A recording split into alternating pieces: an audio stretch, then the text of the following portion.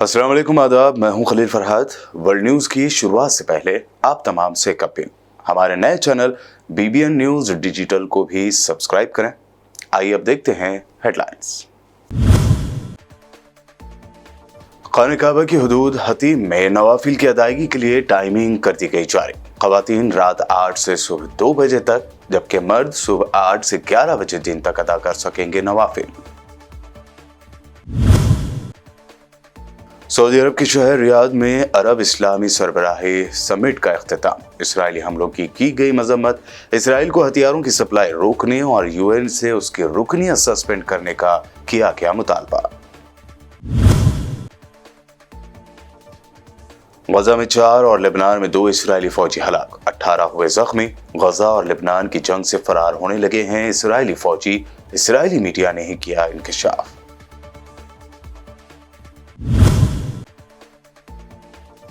Lebanon जंग में Israel की शर्मनाक शिकस्त का हिजबुल्लाह ने किया दावा। कहा, हमारे पास अब भी हथियारों का बड़ा जखीरा मौजूद। लेबनान के एक भी गांव पर कब्जा नहीं कर पाया इसराइल।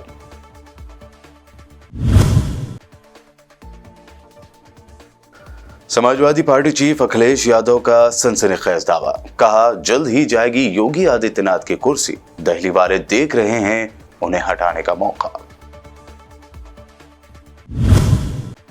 और मुंबई के जोगेश्वरी वारसोवा सीट से मजलिसी उम्मीदवार के हक में असदुद्दीन ओवैसी का जलसा। मुसलमानों की आज़ाद क़यादत की ज़रूरत पर दिया जोर। बीजेपी लीडरों के मुतनाज़ बयानात पर दिया करारा जवाब। ये थी हेडलाइंस और अब बढ़ते हैं खबरों की तफसील की जानिब।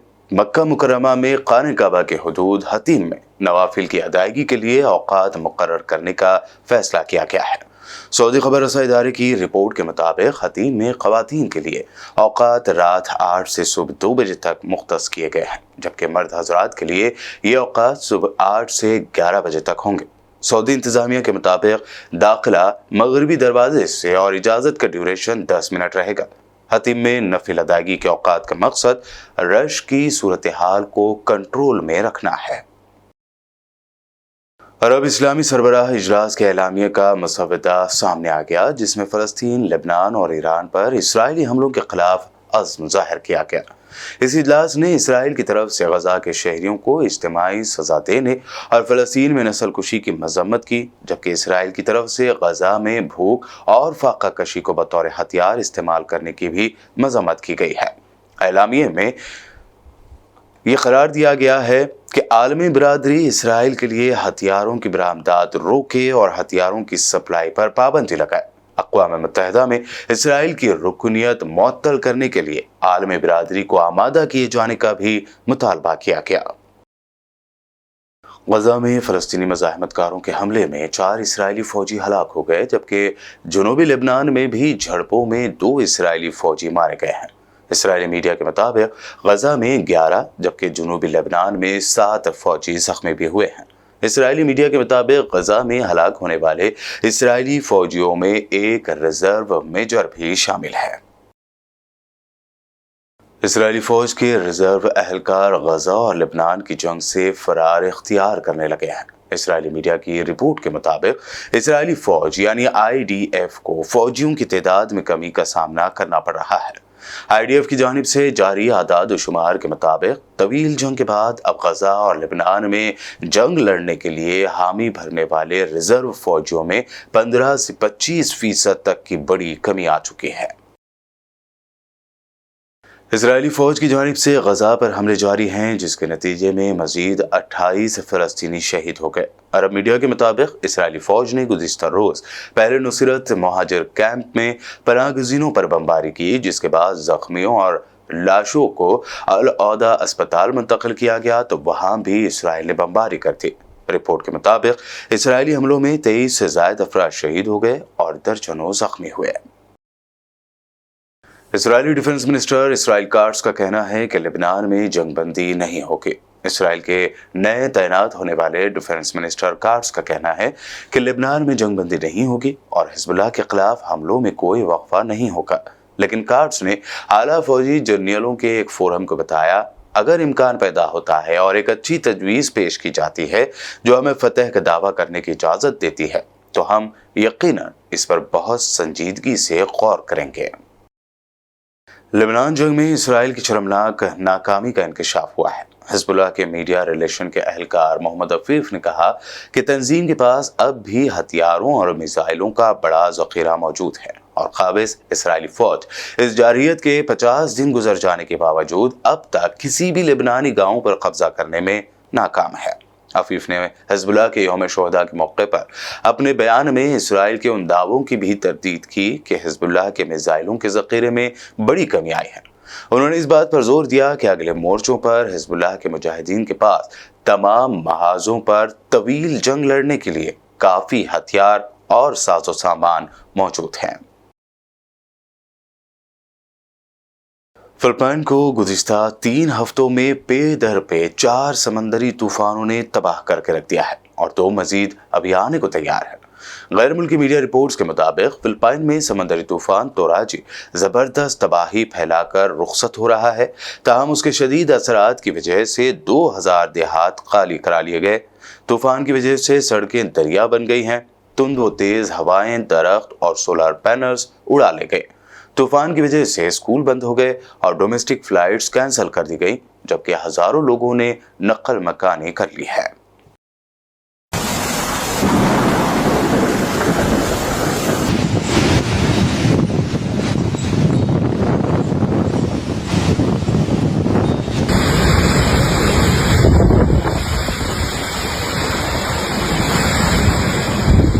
अमेरिकी रियासत अलाबामा में वाक़े टस्केगी यूनिवर्सिटी में होने वाली फायरिंग में एक शख्स हलाक और 16 जख्मी हो गए हैं। रिपोर्ट के मुताबिक टस्केगी यूनिवर्सिटी में जश्न मनाया जा रहा था कि यूनिवर्सिटी कैंपस में फायरिंग से हंगामा हो गया। इस फायरिंग में एक 18 साल नौजवान जान से हाथ धो बैठा।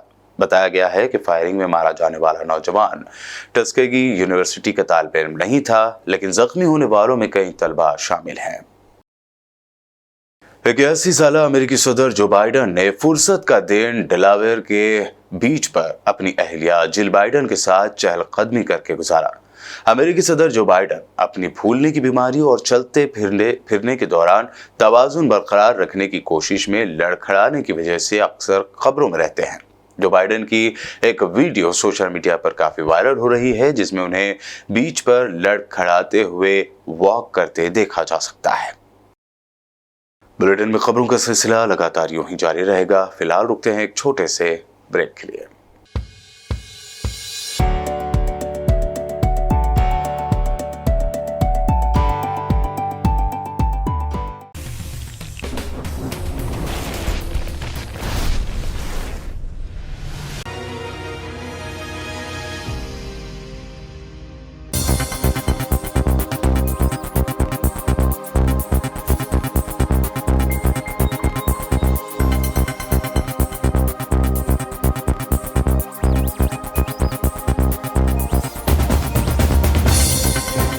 ब्रेक के बाद आइए अब देखते हैं अहम national news. Samajwadi party chief Akhilesh Yadav ने सनसनीखेज दावा करते हुए कहा कि जल्द ही उत्तर प्रदेश के सीएम योगी आदित्यनाथ की कुर्सी जाने वाली है। उन्होंने दावा किया कि दिल्ली वाले उन्हें हटाने का मौका देख रहे हैं। ये नकारात्मक राजनीति करने वालों को जनता ने नकारने का काम किया है। इसलिए संविधान हमारी ढाल है, संविधान हमें सुरक्षा देता है, संविधान हमारी शक्ति है और संविधान हमारा रक्षा कवच भी है और संविधान हमारा पीडीए का प्रकाश स्तंभ बनकर के हमें उस रास्ते पे चलने का आह्वान करता है। इसलिए पीडीए पॉजिटिव पॉलिटिक्स है, पीडीए जोड़ने वाली पॉलिटिक्स है। पीडीए हमारे लोगों को, जो गरीब तबके के लोग हैं, उनको आगे बढ़ाने की ताकत है, उनको जोड़ करके आगे चलने की ताकत है। सुना है कि यहां पर लोग घबराए हुए हैं और अगर यही डर है तो हमें भी नहीं आना चाहिए था, हमें भी डर जाना चाहिए था। बताओ, आप लोग घबरा जाओगे, डर जाओगे आप लोग? ये चुनाव बताओ किसका चुनाव है? ये चुनाव अब समाजवादी पार्टी का और भविष्य का चुनाव बन गया है।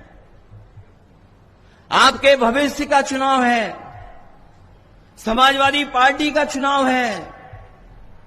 और जो ज्यादा घूम घूम करके न जाने क्या क्या कह रहे हैं, हमें बता रहे हैं हम माफिया हैं, गुंडे हैं, अपराधियों का साथ देते हैं। मुझे लगता है सरकार वाले कभी आईना देख करके घर से नहीं निकलते हैं। जो लोग हमें माफिया बोल रहे हैं, जो हमें न जाने क्या क्या बोल रहे हैं, वो जब घर से निकलते होंगे तो शायद आईना देख करके निकलते नहीं हैं। और जो लोग बुलडोजर लेकर के चलते थे, ये पहली सरकार है जिसने सुप्रीम कोर्ट ने जुर्माना लगा दिया है। हाई कोर्ट, सुप्रीम कोर्ट लगातार जुर्माना लगा रहा है, जुर्माना।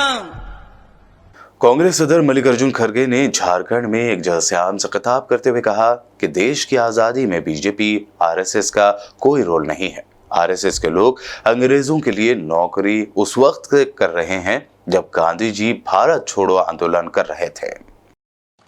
मैं पूछता हूं, कोई बीजेपी में, आरएसएस में कोई जान दिया है देश के लिए? अरे तुमने तो जान लिए हैं, बीजेपी वाले जान तो दिया नहीं देश के लिए। ब्रिटिश के जमाने में, उनके हुकूमत में ये सब काम करते थे उनके पास। गांधी जी जब ये भारत छोड़ो का आंदोलन निकाला, तब ये लोग सरकारी नौकरी ढूंढते उसमें जा रहे थे, बीजेपी और आरएसएस के लोग। और आज हमको बोल रहे हैं, हमको देशभक्ति का पाठ पढ़ा रहे हैं। देशभक्त तो हम हैं, कांग्रेस है, पहले से भी करते हुए आई है, आज भी वो कायम है अपने उसूलों पे। मुंबई के जोगेश्वरी वाक़े बहराम बाग इलाके में वारसोवा असेंबली सीट से मजलिस इत्तेहादुल मुस्लिमीन के उम्मीदवार रईस लश्करिया की हिमायत में मुनक्कदा एक अवामी जलसे से खिताब करते हुए असदुद्दीन ओवैसी ने मुस्लिम समाज के लिए आज़ाद क़यादत की ज़रूरत पर जोर दिया है। उन्होंने कहा कि हिंदुस्तानी मुस्लिम कम्युनिटी को अपनी आवाज़ और पहचान के लिए एक ऐसे क़यादत की ज़रूरत है जो उनके हक़ की आवाज़ को बुलंद कर सके। साथ ही उन्होंने मीडिया से बात करते हुए बीजेपी लीडरों के वोट जिहाद और रज़ाकारों के वारिस कहने पर करारा जवाब भी दिया। आप जानते हैं कि इस शहर में कोई काम नहीं हुआ। 22 साल एमपी थे खैरे साहब, कुछ नहीं करते थे। और फिर इम्तियाज जलील को हराने में सबसे बड़ा रोल ये जो अपने आप को सेकुलर बोलते हैं उन लोगों का रहा। वोट कितना लिए वो लोग? ये वायरस फैलाने वाले आए थे उस वक्त भी, अरे इन्हें एक जीता तो क्या होता। मेरे भाई, मैं आपको बताना चाह रहा हूं कि अगर आज इम्तियाज जलील मेरे साथ भारत की पार्लियामेंट में होता तो वक्फ बिल को पास करने में मोदी को बड़ी मुश्किल पेश आती। अगर अख्तरुल ईमान कामयाब हो जाते किशनगंज से तो वक्फ बिल लाया नहीं जाता था पार्लियामेंट में। मैं आपसे हाथ जोड़ के अपील कर रहा हूं कि मुझे आपने अकेला कर दिया भारत की लोकसभा में, मगर खुदा के लिए महाराष्ट्र की विधानसभा में आपको नासिर सिद्दीकी और इम्तियाज जलील को यहां से कामयाब करके भिजाना है। ठीक है, मैं अकेला पहले भी था, अल्लाह ने मेरी मदद की और आज भी अल्लाह इंशाअल्लाह आपकी दुआओं के तोफैल मदद करता रहेगा। मगर मेरे भाई, जमात की आवाज, आपके शहर की आवाज कौन हो सकता मेरे को बताओ?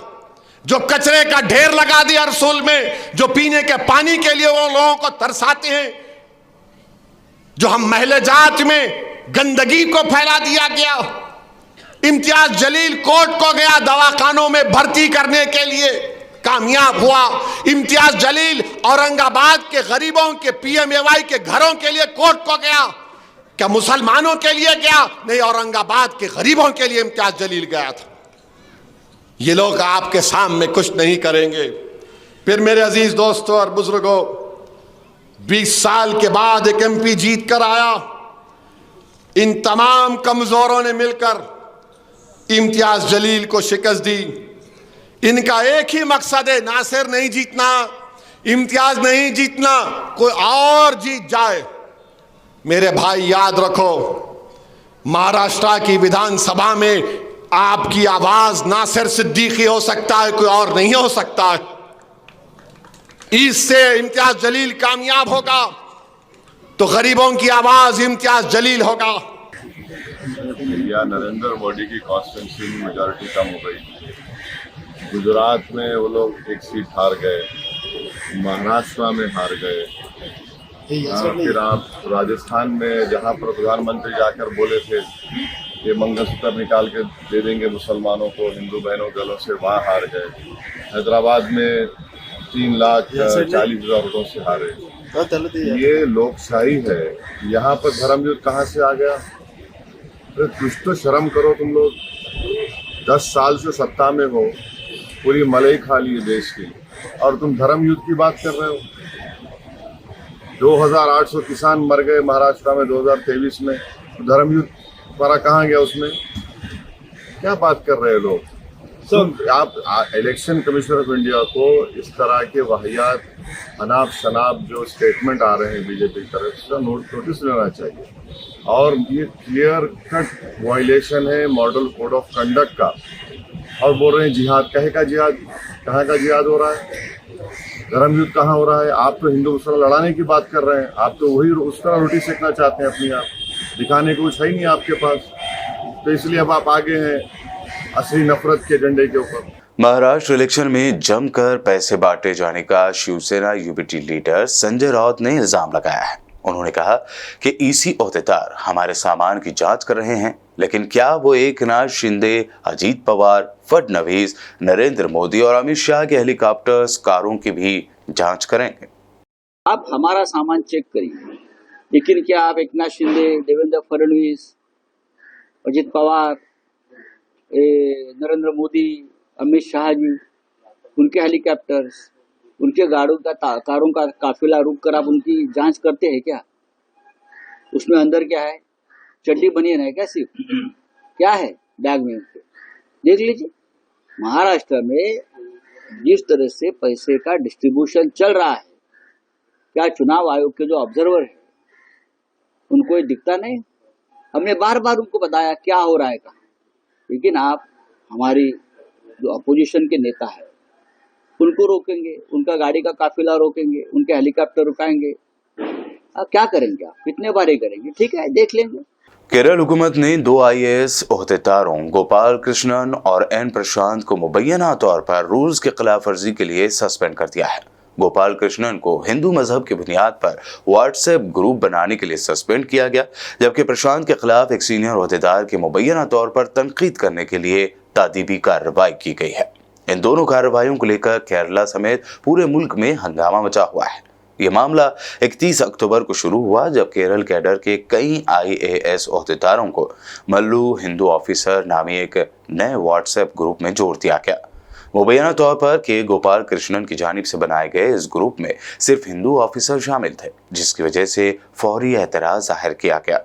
कई ओहदेदारों ने इस ग्रुप को सेकुलरिज्म के इक़दार के खिलाफ वर्जी माना, हालांकि अगले ही दिन ग्रुप को डिलीट कर दिया गया। कर्नाटक के मांड्या में सदियों पुराने काल भैरवेश्वर स्वामी मंदिर में दलितों के दर्शन करने पर मकामी गांव वालों ने शदीद नाराजगी जाहिर की और एहतजाज के तौर पर मूर्तियां मंदिर से बाहर रख दी। ये मूर्तियां त्योहार के दौरान गांव के चारों जानिब घुमाई जाती है। वाकया मांड्या जिले के हनकेरे गांव का है। इसके बाद गांव में इंतजामिया और पुलिस अहदेदारों ने गांव वालों के साथ बैठकर दलितों के लिए बंदोबस्त महकमे के जेर इंतजाम मंदिर में दाखिल होने की इजाजत दी। कुछ गांव वालों ने पुरानी रिवायतों का हवाला देते हुए मंदिर में दलितों के दाखिले की मुखालिफत करते हुए कहा कि गांव में दलितों के लिए एक अलग मंदिर बनाया गया है, लेकिन मरकजी मंदिर में दलितों की एंट्री से नाराज गांव वालों ने मंदिर की बड़ी मूर्ति को अलग कमरे में ही रख दिया।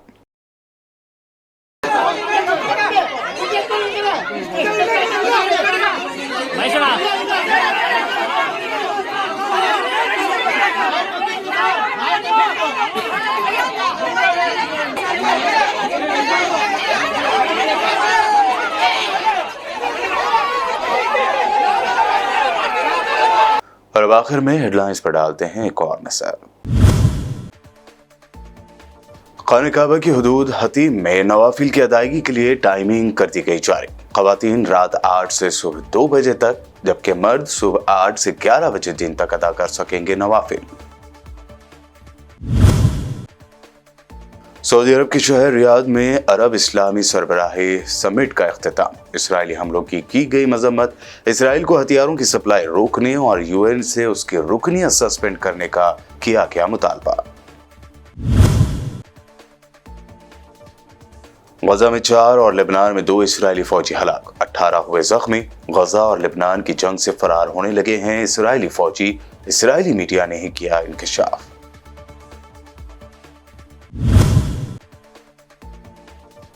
लेबनान जंग में इसराइल की शर्मनाक शिकस्त का हिजबुल्लाह ने किया दावा। कहा, हमारे पास अब भी हथियारों का बड़ा जखीरा मौजूद। लेबनान के एक भी गांव पर कब्जा नहीं कर पाया इसराइल।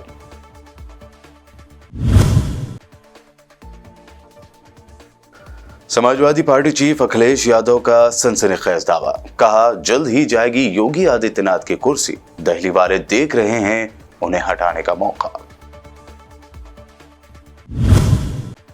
और मुंबई के जोगेश्वरी वारसोवा सीट से मजलिसी उम्मीदवार के हक में असदुद्दीन ओवैसी का जलसा। मुसलमानों की आज़ाद क़यादत की ज़रूरत पर दिया जोर। बीजेपी लीडरों के मुतनाज़ बयानात पर दिया करारा जवाब।